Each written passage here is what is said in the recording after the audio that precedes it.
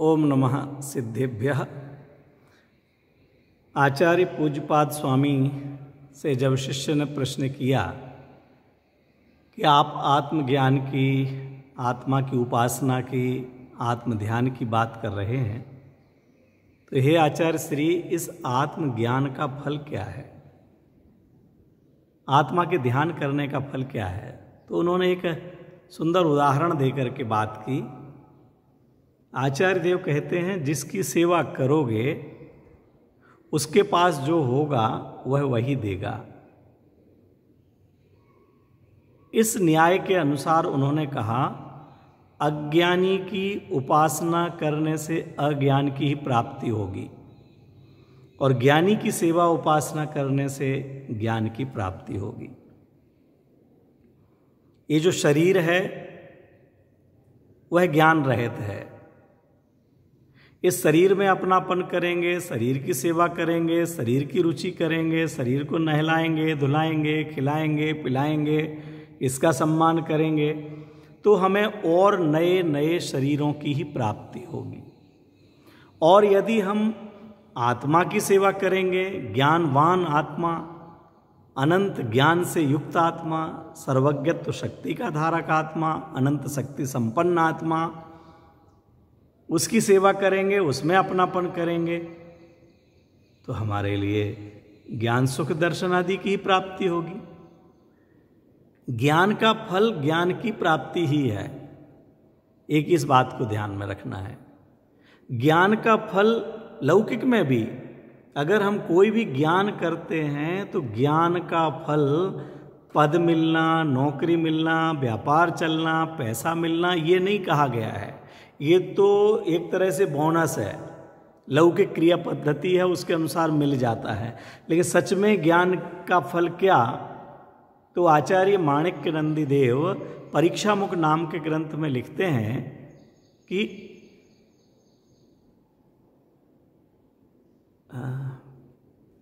अज्ञान का नाश होना, क्या अज्ञान का परिहार होना, अज्ञान का नाश होना ही ज्ञान का फल है।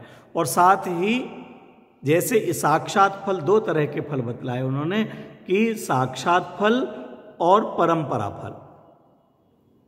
तो साक्षात फल तो ये है कि अज्ञान का नाश हुआ, बस।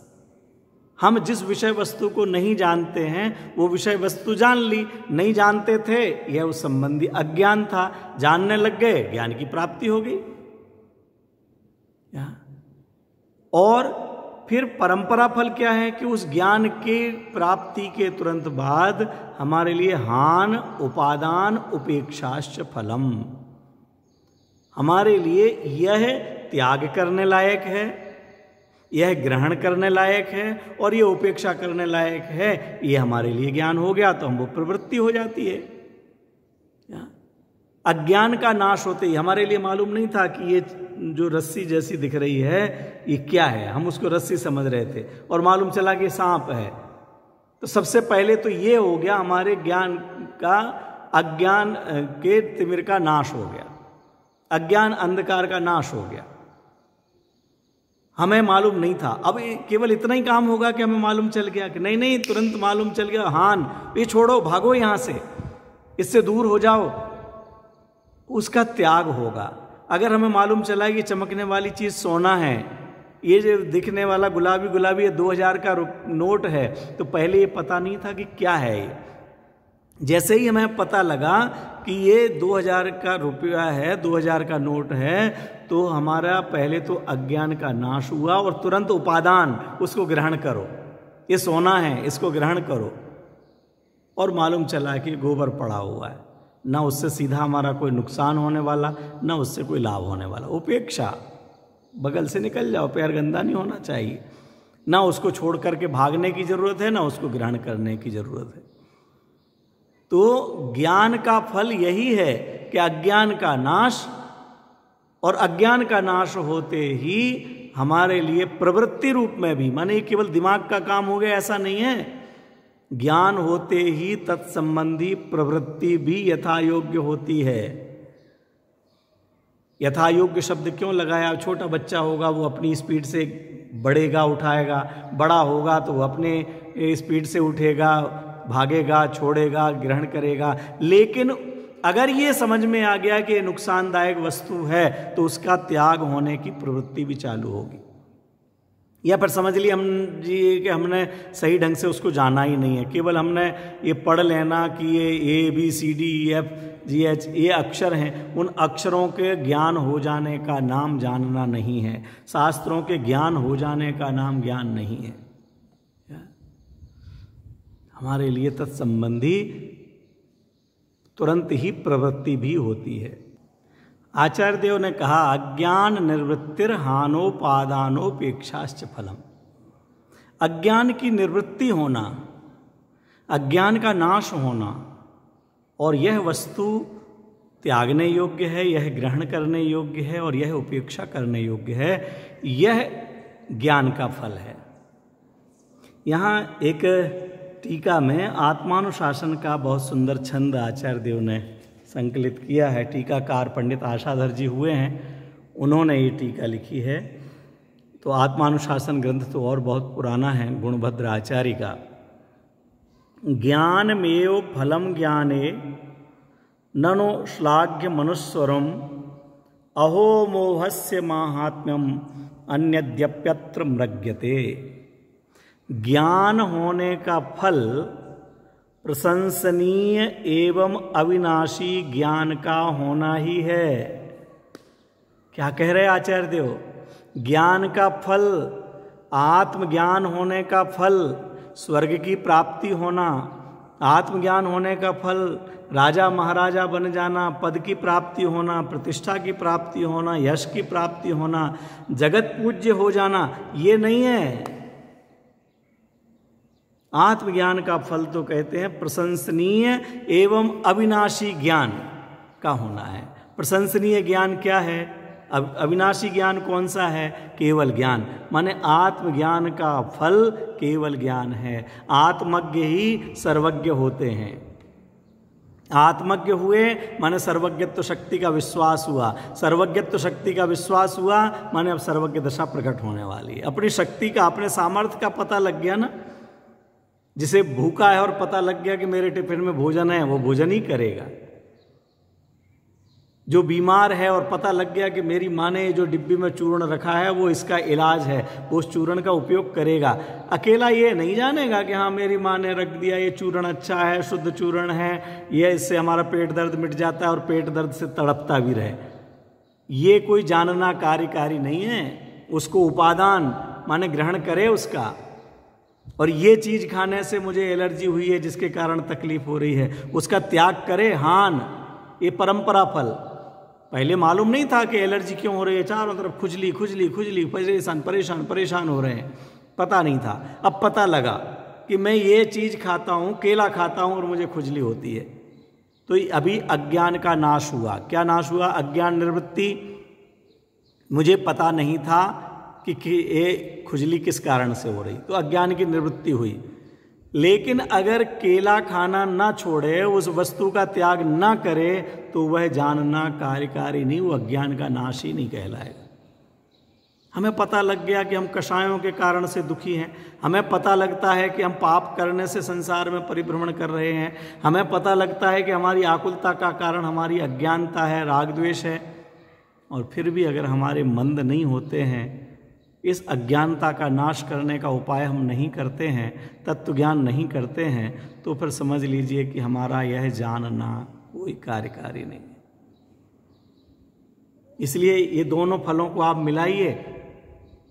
यहाँ पूज्यपाद स्वामी तर्क दे रहे हैं, जिसके पास जो होगा वो देगा।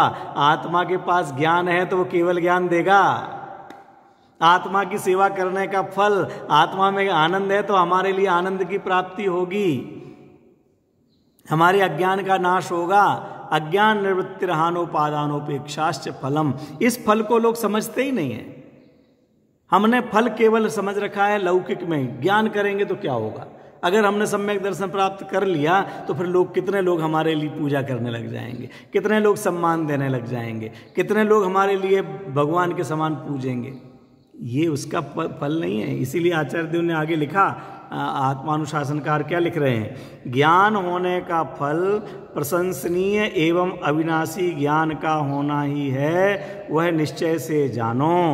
अहो यह मोह का माहात्म्य है, जो इसमें ज्ञान को छोड़ कुछ और फल ही ढूंढा जाता है। आचार्य देव खेद कर रहे हैं, अरे ये मोह की महिमा तो देखो कि आत्मानुभव करके भी जीव स्वर्गादिक की वांछा रखते हैं, आत्मानुभव करके इंद्रादिक पद की वांछा करते हैं, आत्मज्ञान करेंगे तो हमारे लिए चक्रवर्ती आदि पद मिल जाएंगे ऐसा सोचते हैं, लोक में सम्मान मिलेगा ऐसा सोचते हैं। अरे मोह का महात्म्य। आप आत्मज्ञान की बात तो क्या करें, हम शास्त्र ज्ञान का फल भी यही समझना चाहिए। शास्त्र ज्ञान का फल पंडित कहलाना नहीं, शास्त्र ज्ञान का फल हमारा सम्मान होना नहीं, शास्त्र ज्ञान का फल कोई डिग्री मिल जाना नहीं, शास्त्र ज्ञान का फल नौकरियां मिल जाना नहीं, पुरस्कार मिल जाना नहीं, सम्मान मिल जाना नहीं। शास्त्र ज्ञान का फल भी हमारे अज्ञान का नाश और ग्रहण त्याग करने की बुद्धि का प्रकट होना है। हमारे अज्ञान का नाश हुआ तो उस अज्ञानता के नाश में क्या अभक्ष है, क्या भक्ष है, कौन पूज्य है, कौन अपूज्य है, क्या हमारे लिए ग्रहण करने योग्य है, क्या छोड़ने योग्य है, कौन हमारे लिए स्व मानने योग्य है, कौन पर मानने योग्य है, कौन सुखद है, कौन दुखद है, क्या कर्तव्य है, क्या अकर्तव्य है, इसका ज्ञान होना है।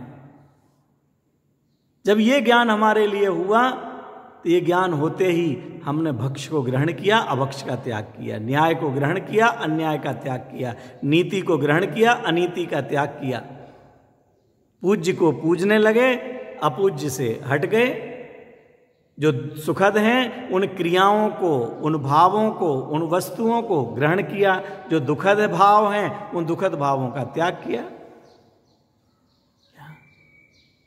ये आश्रव ही दुख के कारण ताते इनको तजिए, ये संबर निद्रा सुख को कारण इनसे सजिए। छेड़ाला कारण ने लिखा सजिए, ये ग्रहण कीजिए ना इनको, इनसे ही सजो, यही हमारा श्रृंगार होना चाहिए। व्रत समिति गुप्ती आदि हमारा श्रृंगार हो गए। अभक्ष का सेवन, अन्याय का सेवन, अनीति का सेवन ये हमारा श्रृंगार नहीं है, ये हमारे लिए कलंक है। रात्रि भोजन करते हैं, जमी कंद का सेवन करते हैं, हमारे आदित पदार्थों का सेवन करते हैं, बाजार की चीज़ों का सेवन करते हैं, अन्य मद्य मांस मधु का सेवन करते हैं। अरे ये सब तो भैया हमारे जैनों के लिए शोभा की बात नहीं है, ये तो दुख की बात है। श्रावक है और पूजा नहीं करे, श्रावक है और मंदिर जाने के हमारे लिए अंदर से भाव ना होवे, अभी जा नहीं पाए तो भी अंदर से लगे कि ये भगवान वो कब आएगा, हमने क्या पाप किए होंगे कि जो हम भगवान जिनेंद्र परमात्मा तो नहीं है लेकिन उनकी छवि यहाँ पर थी, उसके का भी मैं अवलोकन नहीं कर पा रहा हूँ।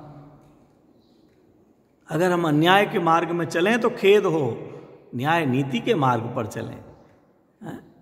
न्याय मार्ग से कभी न पद डिगने पावे। ओहो, ऐसी एक साधर्मी की भावना होती है क्योंकि उसे ज्ञान प्राप्त हुआ है, शास्त्र ज्ञान, आगम ज्ञान, जिनेंद्र परमात्मा का ज्ञान। और जिसे आत्मज्ञान प्राप्त हो गया वह तो राग आदि से भी अपनापन तोड़ देता है। मोह राग आदि भाव सब वर्णाद्या वा राग मोहादयो वा सर्व भावा भिन्ना भावा सर्व एवास्य पुंसा, ये सारे भाव मेरे से भिन्न हैं। वर्णादि अनुरागादित हैं, निज भाव को न्यारा किया, अपने आप को न्यारा कर लिया, अपने आप को अलग किया, उनको छोड़ दिया, उनसे अपनापन छोड़ दिया। ये हान, हान माने त्याग हो गया। जो ज्ञानी धर्मात्मा होते हैं उनके जीवन में त्याग नहीं होता है, ऐसा नहीं है। स्व में प्रवृत्ति पूर्वक पर से निवृत्ति होती ही है, पर से निवृत्ति होती है तो स्व में प्रवृत्ति होती ही है। किस तरफ से कथन किया जा रहा है ये अलग बात है, कभी निवृत्ति की अपेक्षा बात की जाएगी, कभी प्रवृत्ति की। लेकिन स्व में प्रवृत्ति ना हो और केवल बाहर से निवृत्ति हो जाए तो वह कोई कार्यकारी नहीं रहती, केवल पुण्य बांधने योग्य होता है, पुण्य बंध के संसार का ही कारण होता है। इस तरह इस छंद में आचार्य देव ने हमारे लिए यही शिक्षा दी है कि हम जिसकी सेवा करेंगे, जिसकी संगति करेंगे, जिसके नज़दीक रहेंगे, हमें उसकी प्राप्ति होगी। हम ज्ञान स्वभावी, आनंद स्वभावी आत्मा की चर्चा करें, ऐसे आत्मा में चर्या करें। जब तक चर्या ना कर सकें, चर्चा करें। चर्चा चर्या के लिए हो, चर्चा मात्र के लिए ना हो, ऐसा हमारा पुरुषार्थ जागृत हो।